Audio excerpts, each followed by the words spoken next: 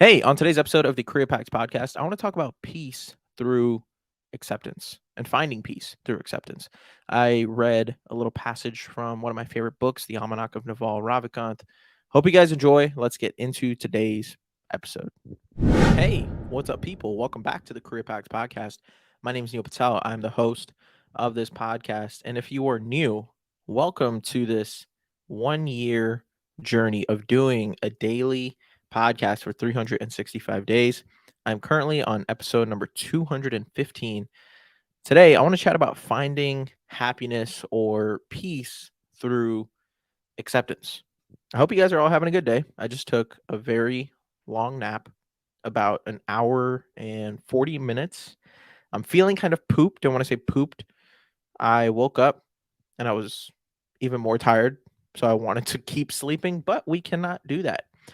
This morning, I was reading one of my favorite books, the Almanac of Naval Ravikant, and there was this beautiful section about acceptance and how to find more acceptance in life, which helps us be more peaceful and happy with our situations and live a more peaceful, calm, bright life. And I want to share it with you guys. I made an episode not too long ago. Actually, it wasn't a long time ago when I first started this podcast about this drug the title was kind of funny. This drug that I suffered from, about craving acceptance and seeking validation from others. Go listen to that. Not going to lie, I have no idea what number episode that is, but if you scroll, I think between 30s and 40s or in the 50s. Yeah, something like that. But today it's all about learning to accept things that life throws at us. I think oftentimes I let the situations that my life throws at me get the best of me. I have a hard time letting things just to be and accepting them. Sometimes I hold on to things a little bit too long, and that idea of letting go has been tough for me. I didn't have the best examples growing up with people who learned how to let shit go. They attached onto them, they kept bringing things back up, they made it bigger issues than they were, and you learn from that as you grow older. Like, you pay the repercussions, right? Me not learning to accept things has caused me to lose friends, have bad reputation at times, not be the person that people always want to hang out with or be around. So it has its negatives and the cons. I'm going to read this passage from the book, and I want you guys to really listen, sit back. It's about a couple pages. So really listen to it and hear this out, because it's some really good stuff. And then after I'm done, I'll just briefly talk about some of my favorite tips and tricks from this little passage. And this is going to be a relatively quick episode. This is more so like a daily reminder to uh, accept situations in your life. So here it goes. Find happiness and acceptance. In any situation in life, you always have three choices. You can change it, you can accept it, or you can leave it. If you want to change it, then it is a desire. It will cause you suffering until you successfully change it. So don't pick too many of those. Pick one big desire in your life at any given time to give yourself purpose and motivation. Why not two? You'll be distracted. Even one is hard enough. Being peaceful comes from having your mind clear of thoughts, and a lot of clarity comes from being in the present moment. It's very hard to be in the present moment if you're thinking, I need to do this, I want that, I have to do this. This has got to change. You always have three options. You can change it, you can accept it, or you can leave it. What is not a good option is to sit around wishing you can change it, but not changing it, wishing you could leave it, but not leaving it, and not accepting it. That struggle or aversion is responsible for most of our misery. The phrase I probably use the most to myself in my head is just one word: accept. What does acceptance look like to you? It's to be okay, whatever the outcome is. It's to be balanced and centered. It's to step back and see the grander scheme of things. We don't always get what we want, but sometimes what is happening is for the best. The sooner you can accept it as a reality, the sooner you can adapt to it. Achieving acceptance is very difficult. I have a couple of hacks I try, but I wouldn't say they're totally successful. One hack is stepping back and looking at previous bits of suffering I've had in my life. I write them down. Last time you broke up with somebody, last time you had a business failure, last time you had a health issue, what happened? I can trace the growth and improvement that came from it years later. I have another hack I use for minor annoyances. When they happen, a part of me will instantly react negatively. But I've learned to mentally ask myself, what is the positive of this situation? Okay, I'll be late for a meeting, but what is the benefit to me? I get to relax and watch the birds for a moment. I'll also spend less time in that boring meeting. There's almost always something positive. Even if you can't come up with something positive, you can say, well, the universe is going to teach me something now. Now I get to listen and learn. To give you the simplest example, I was at a event and afterward, someone flooded my inbox with a whole bunch of photos they took. There was a tiny instant judgment saying, come on, couldn't you have just selected a few of the best photos? Who sends 100 photos? But then immediately I asked myself, what is a positive? The positive is that I get to pick my favorite 5 photos. I get to use my judgment. Over the last year, by practicing this hack enough, I've managed to go from taking a couple of seconds to think of a response to now my brain doing it almost instantaneously. That's a habit you can train yourself to do.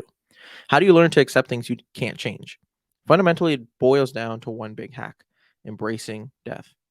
Death is the most important thing that is ever going to happen to you.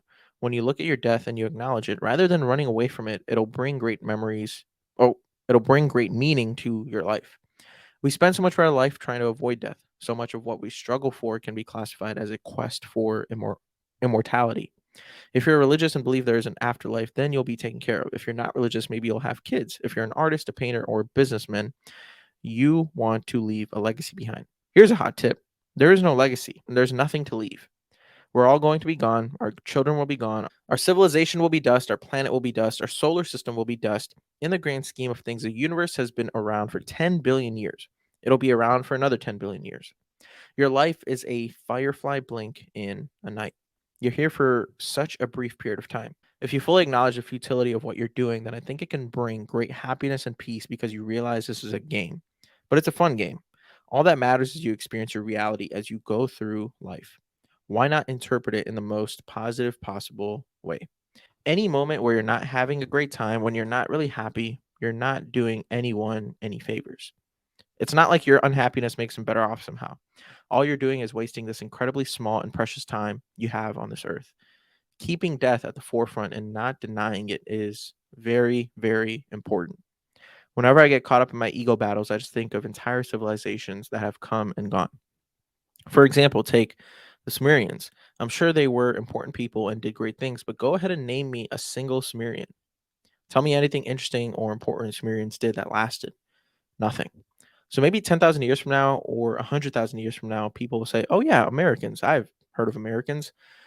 You're going to die one day, and none of this is going to matter. So enjoy yourself, do something positive, project some love, make someone happy, laugh a little bit, appreciate the moment, and do your work.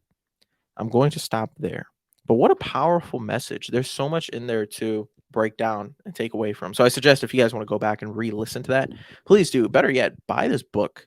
I bought it for I think less than $10 on second sale on the website, The Almanac of Naval Ravikant. Highly suggest this book. I've said this probably like 3 or 4 times in a couple other episodes too, where I've referred to this book. Okay, but let's talk about this idea of death. I think a phrase that I hear a lot of people talk about is, "Oh, I want to leave a legacy," or "I want to create generational wealth. I want to do this for the next generation." And while all that is fair and valid, I understand you want to leave things in good hands for your kids and your kids' kids.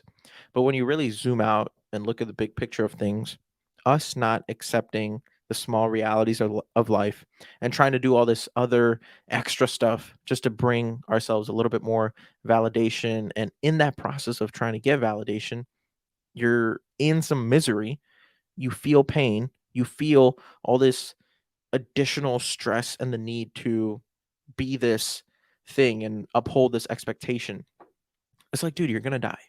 What's the point? What's the point of really putting all of this stress and pressure on yourself? If you have a job, if you're creating things, if you have children, if you have a family, I think the whole goal of life is to find peace in all aspects of your life and acceptance of what situations are. Why not ask yourself, what does acceptance look like to you? Does it look like just accepting the outcome? Do you want to find mini hacks to divert your thinking and conclusions that you come up with to show a little bit more empathy, love, and compassion? That's the mini goal, or I guess big goal that I've had in my life is I've struggled with negative thinking and self-doubt.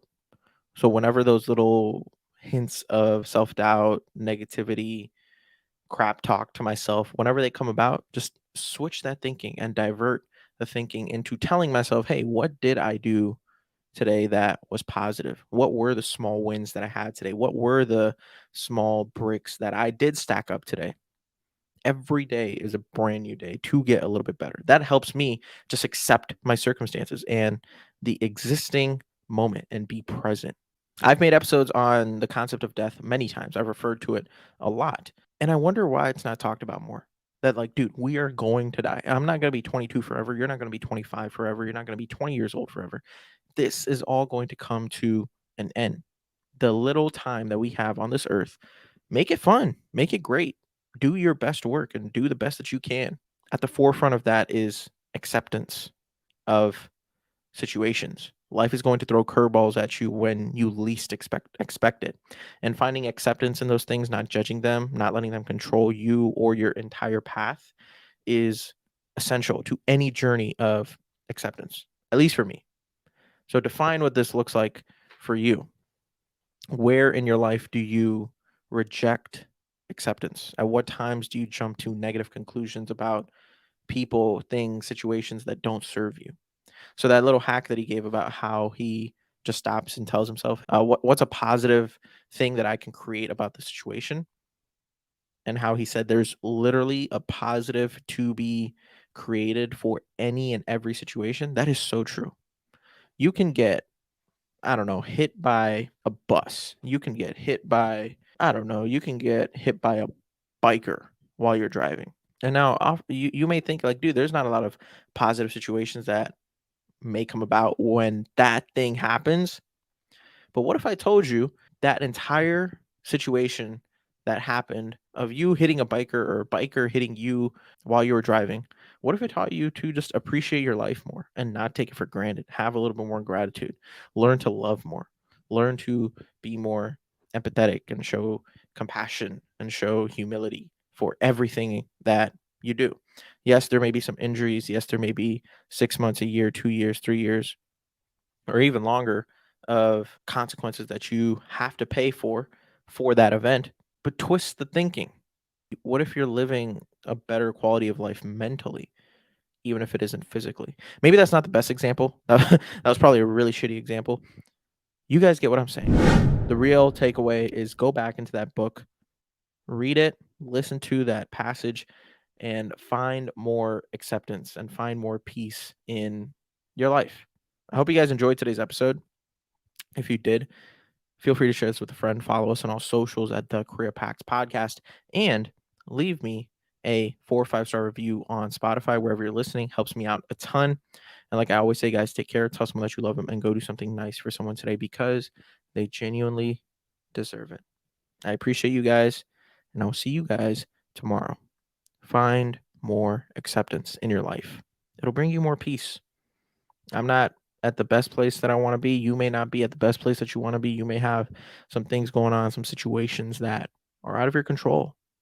But the quicker you accept them and the less you want to change them and have all these other desires, it'll keep you more and more and more distracted if you have 1,000 other desires. Just accept it. All right.